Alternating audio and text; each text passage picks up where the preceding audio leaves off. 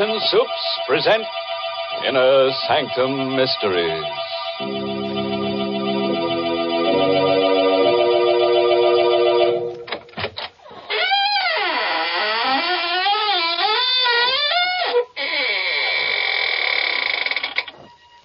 Good evening, friends of the Inner Sanctum. This is your host, waiting to act as your guide through the squeaking door on a specially prepared travelogue. First, we'll take a little jaunt with jeopardy along the path of peril, where we'll prowl with panic until we take the left turn into Horror Highway, and thence via Terror Turnpike straight into the road to ruin. I don't think I like your itinerary, Mr. Host. If you don't mind, I'd much rather take a shortcut to the highway of happiness via the kitchen. And pray tell us, by what signpost shall we recognize your blithesome highway of happiness, Mary? Well, you'll just know you're headed for pleasure when you take your first taste of swell Lipton tea. Because, what a world of contentment there is in every cupful. What flavor, what wide-awake flavor. No wonder the tea experts say there's only one word to describe Lipton's, and that's brisk. No wonder more folks enjoy Lipton's than any other brand of tea in the world. It's because Lipton tea never tastes dull, flat, or dreary. It's always lively and cheery. Yes, Lipton's is the world's favorite tea, and it will be your favorite, too, once you taste that brisk Lipton flavor. So be sure you try Lipton tea.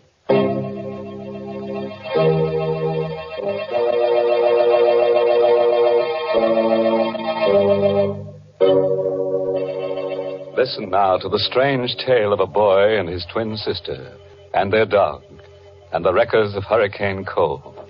It's called Detour to Terror, an original radio play written especially for Inner Sanctum by Emil Tepperman. And here is Mason Adams as Jerry Watson to tell you the story himself. I had a strange, uneasy feeling all evening after Linda left to drive to Hurricane Cove. Somehow I had a presentiment of danger. Linda and I were twins, and always, in some uncanny way, each of us had been able to sense when the other was in trouble. Tonight, the feeling was very strong. Butch sensed it, too. He was only a mongrel pup, but he was smart. I shouldn't have let Linda go alone, but she had insisted. She was a feature writer for the Manhattan magazine, and she'd run across the trail of a story about an old family of wreckers who lived down by the shore near Hurricane Cove.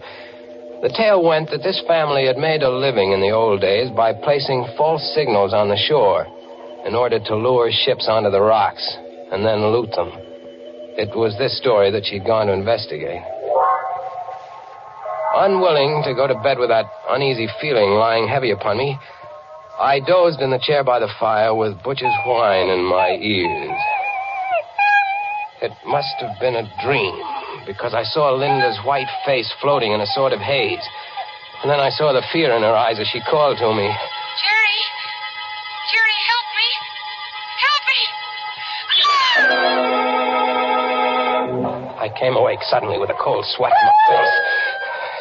Butch was on his haunches by the fireplace, nose in the air and howling as if for the dead. I felt myself trembling. Linda in danger. Somewhere out in that storm, Linda was calling to me for help. She needed me terribly. Come on, Butch, we're going after her.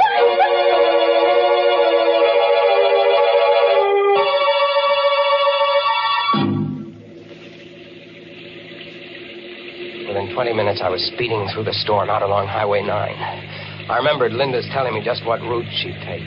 See, Jerry, I'll go out on 9 to here, and then turn off on the old shore road. It isn't used much anymore, but it's the shortest route to Hurricane Cove. And if I leave now, I should be there by midnight.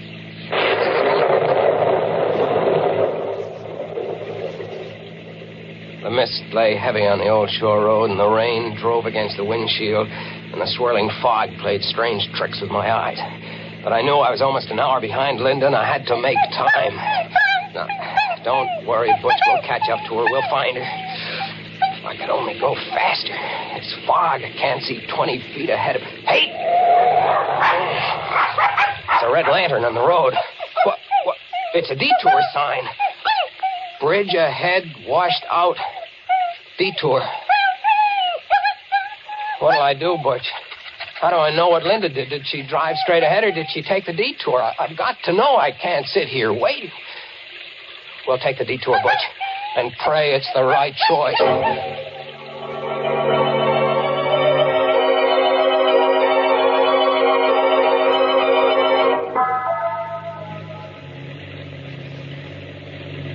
This detour isn't taking us anywhere, Butch.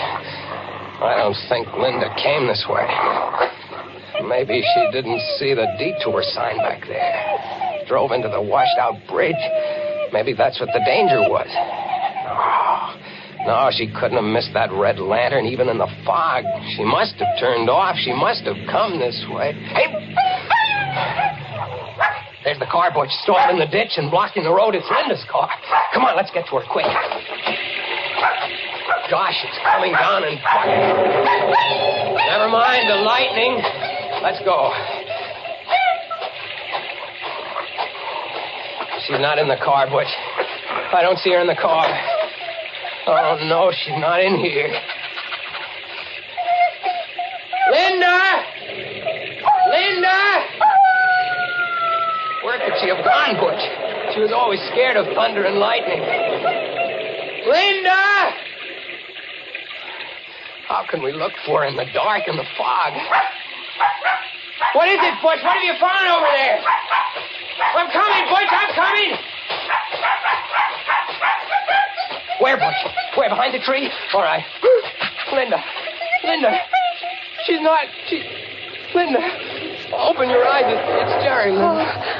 Linda, don't be scared, Linda. Everything's all right. It's me. It's Jerry. Oh, Linda. Jerry. Yeah. Oh, thank heaven. Oh, Jerry, take me away from here. Sure, kid. Come on.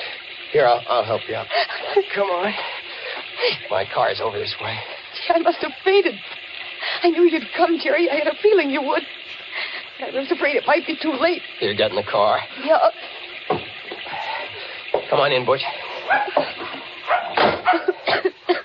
Gosh, you're soaked to the skin, kid.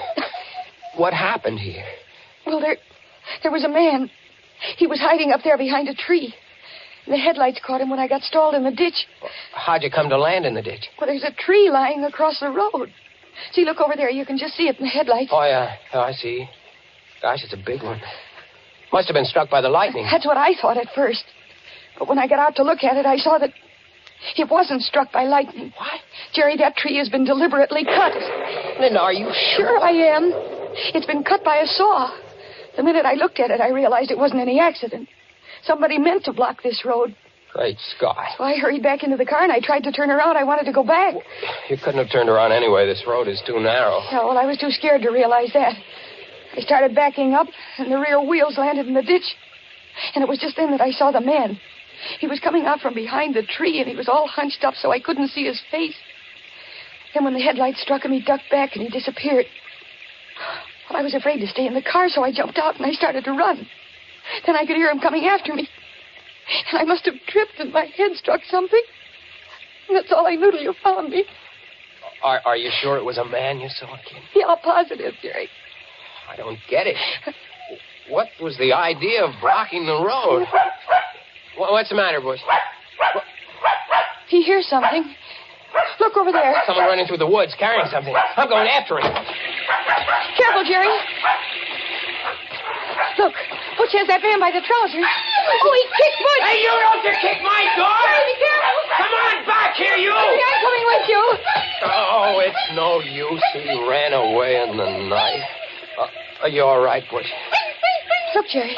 Whoever he was, he dropped what he was carrying. What is it? It looks like a big board of some kind. Here, I'll turn the flashlight on. Yeah. Oh, it's a sign. Has lettering on it. What's it say? What it says? Great Scott. What is it, Jerry? It says, bridge ahead, washed out.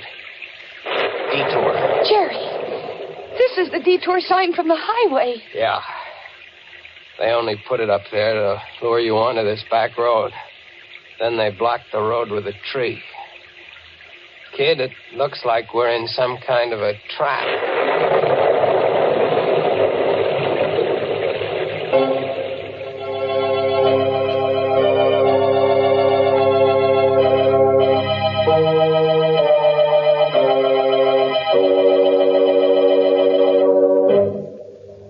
what kind of a mess have we got these poor people into?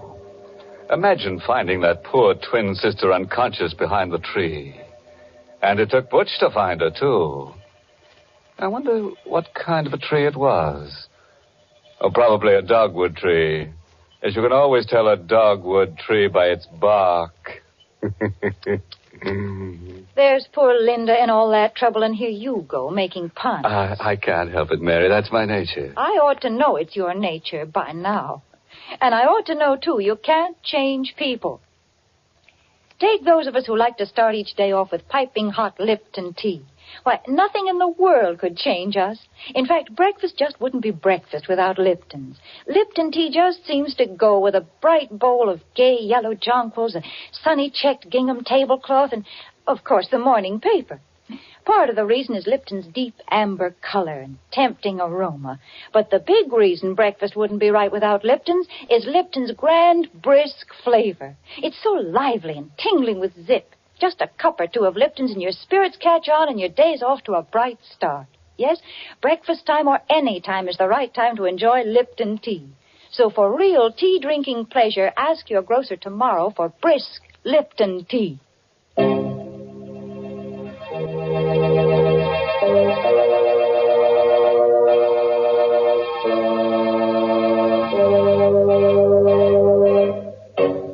Well, let's get back to our story now and see what happens along that deadly detour.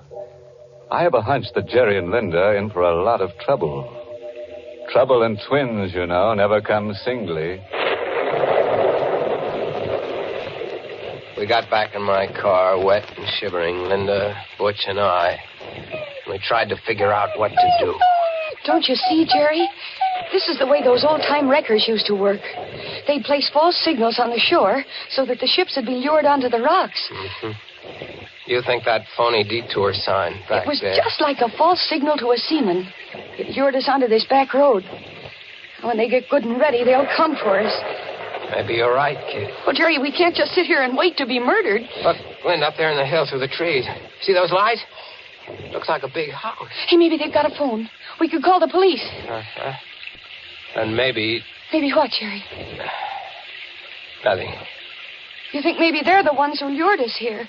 We'll have to take the chance, Linda.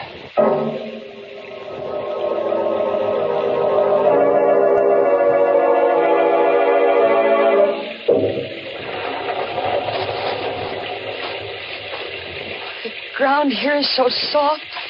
Isn't there a path through these woods? There is. We could never find it now. Anyway, this is the quickest. There are the lights of the house, up ahead through the trees. Such big trees, so old and bare. They look like evil things. Like they're waiting to twine their arms around us and crush us. Quit it, kid. You'll work yourself up for nothing. We'll be at the house in a minute. What? What is it? The lights, they went out. The house, it's all dark. Quiet, Butch, Why did quiet. they put the lights out, Jerry? Maybe they went to sleep. What'll we do? We'll go up and ring the bell.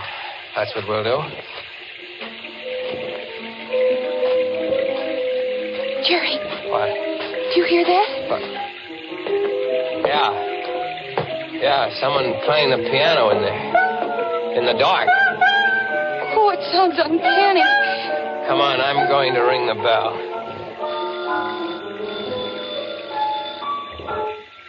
The piano stopped. Yeah.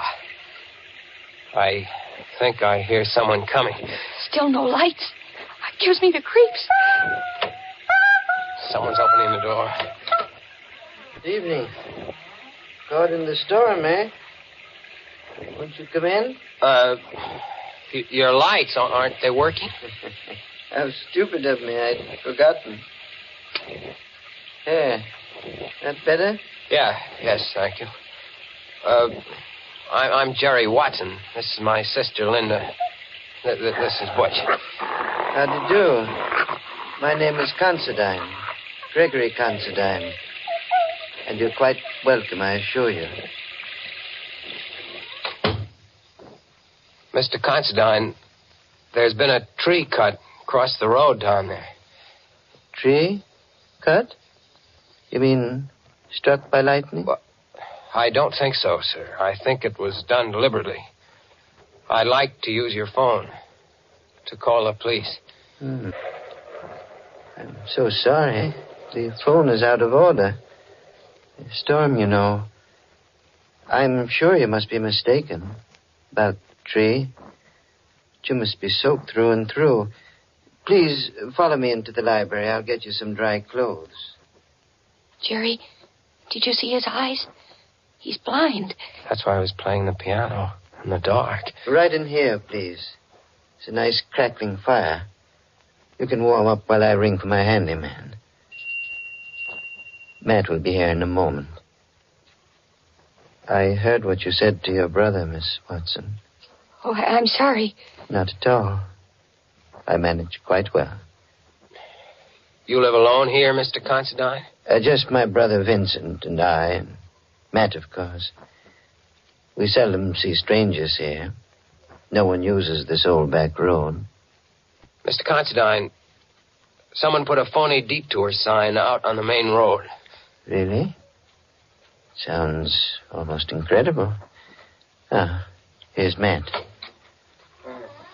Did you ring for me, Mr. Gregg? Matt, this is Miss Watson and her brother, and Butch. They've been caught in the storm. I think there's some dry clothing in the west room. Yes, Mr. Gregg. Yeah, this way, please. Are you in there, Gregg? What have you done to those people? Oh, dear. That's my brother Vincent. I'm afraid I'll have to ask a favor of you. Please overlook anything Vincent may say. He's, shall I say, a bit strange. Oh, here you are. Well, introduce me to your friends, Gregg. Go upstairs, Vincent. Go upstairs, Vincent. Is that all you have to say to your brother? What are you going to do to these people? What are you planning for them? Vincent. You can't shut me up. Look here, mister.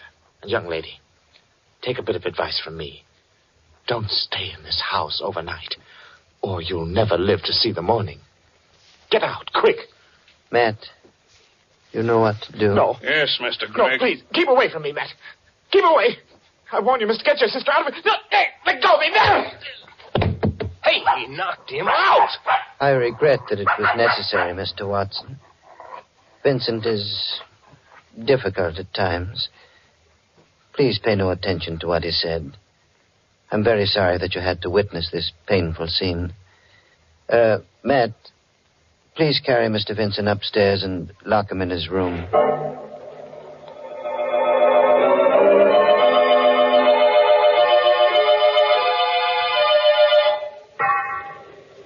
I hope you like these rooms. Yes, thank you. Yes, I'm sure we'll be comfortable, Mr. Considine. They're adjoining rooms, as you see. And these doors bolt on the inside. I advise you to keep them locked all night. We surely will. Thank you for these dry clothes. And for the tea. You're quite welcome, I assure you. Now just try to get a good night's sleep. Everything will be all right in the morning. Oh, Jerry, I'm scared. So is Butch. And so am I. What'll we do? First thing to do is bolt the door. He's blind. Yet he frightens me, Jerry. The way he ordered his brother knocked down. Jerry, there's something I've got to tell you. What is it, kid? The name of that family of old-time wreckers. It's Considine. You mean these are the people? Their ancestors used to loot ships. And now they're working on motorists. Poor Vincent tried to warn us. Jerry, what are we going to do? We've got to get out of here before they come up to finish us off. Let's take a look out the window. Oh, it's pitch black out there. Look, by the streak of lightning, did you see? Yes, I did. That man, that Matt, standing under the tree with a rifle. We're stuck. No escape. What's that? Someone tapping against the wall. In there.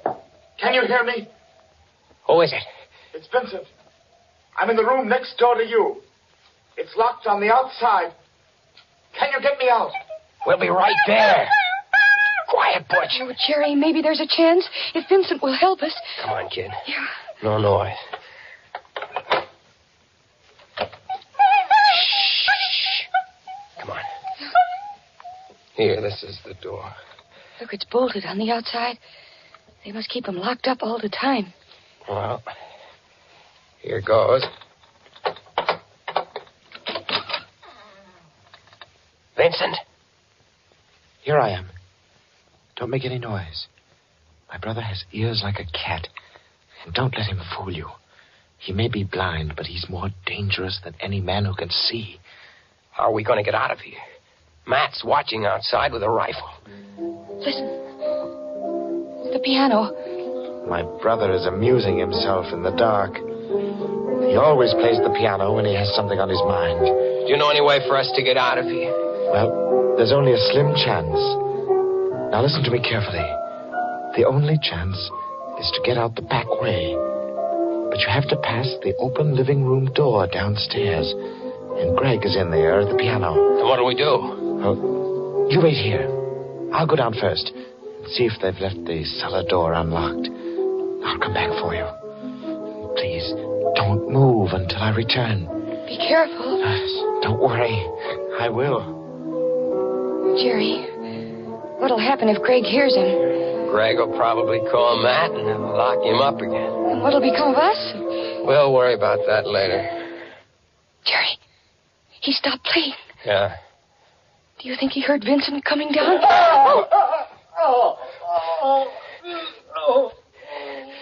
Jerry, Greg caught him. What'll we do? Come on, we're going down. The lights are all out down here. I don't hear anything. Where do you think Greg is? Maybe waiting to jump us in the dark. Come on, I don't care. Stick behind me. We're going in the living room. Where's Butch? I don't know. What is it? My foot touched on a body. Linda, I'm going to take a chance on the flashlight. Stand by. All right. Great Scott. What is it? Look. What is it? That isn't Vincent. It's Greg. He's been stabbed. Watch out. Vincent is somewhere around. He'll kill you. What do you mean? My brother Vincent, the one who's been doing the wrecking. We always keep him locked up. But tonight, he got away. Planted the Detour sign. Cut the trees. Vincent did all that. Matt and I, we tried to stop him. Matt went out to the road, took down the Detour sign, but it was too late. Watch out. He'll be back to kill you.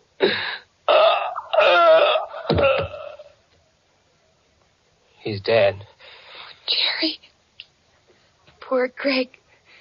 And we thought it... Oh, the lights. Thank you for waiting for me. Vincent. Where'd you get that rifle? From Matt. He won't need it anymore. What are you going to do? What do you think? You're crazy. Well, aren't we all? Now, my good friends, if you'll just say a prayer. Any little prayer will do. Point that gun at my sister. It won't do you any good to stand in front of her. This rifle is a 30-30. Now, if you're ready... Jerry, he's mad. Look out! Butch! Attaboy, Butch! Come on! Let go of the gun!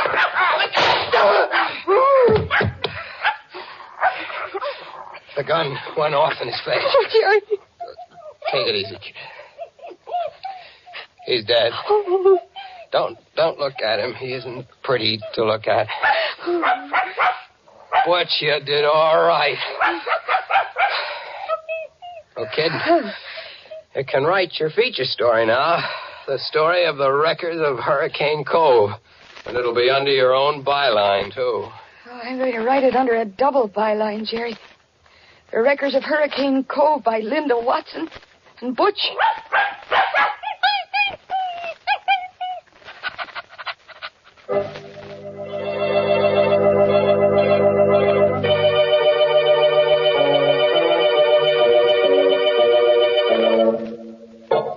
Well, Butch, how does it feel to have a byline? You like it. You like collaborating, don't you? Especially with a pretty girl like Linda, huh?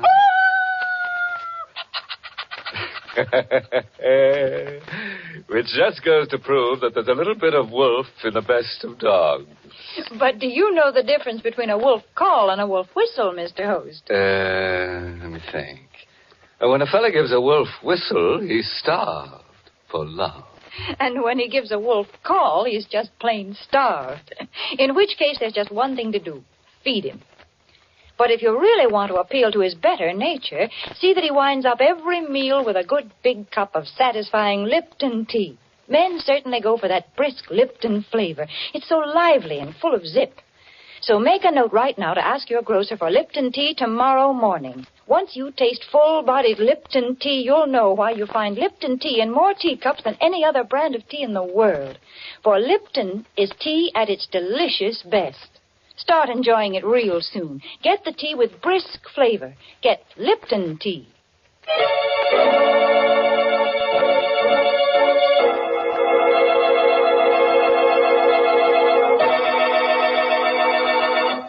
A parting word of advice, friends. If you should ever awake from a hideous nightmare and find yourself driving in a mental fog along a lane that has no turning, with madmen lurking behind trees waiting to strike you down, and strange beasts with red tongues lapping at your ankles, and the bare and ugly trees stretching forth their gnarled arms to crush you, and there is no escape at all, why worry about it? You won't come out alive anyway. Oh, by the way, this month's Inner Sanctum mystery novel is Benefit Performance by Richard Sage. And next week, the makers of Lipton Tea and Lipton Soups will bring you another Inner Sanctum story, directed by Hyman Brown, and called Murder in the Night. Correction. There'll be 3 murders. You know, it's going to take a lot of nerve to hear this tale out, so I don't suppose you'll be listening. That is, unless you've just got to find out how a brass button in a dead man's hand traps the murderer. If so, tune in to Inner Sanctum next week at this same time. Until then, good night. Pleasant dreams.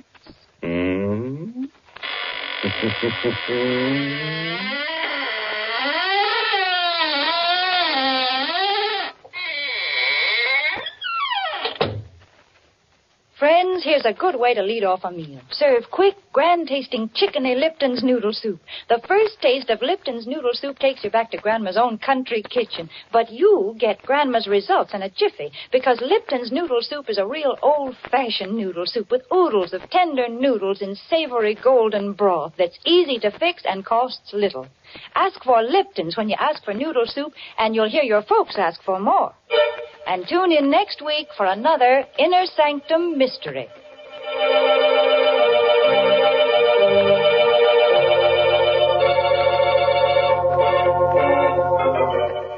This is CBS, the Columbia Broadcasting System.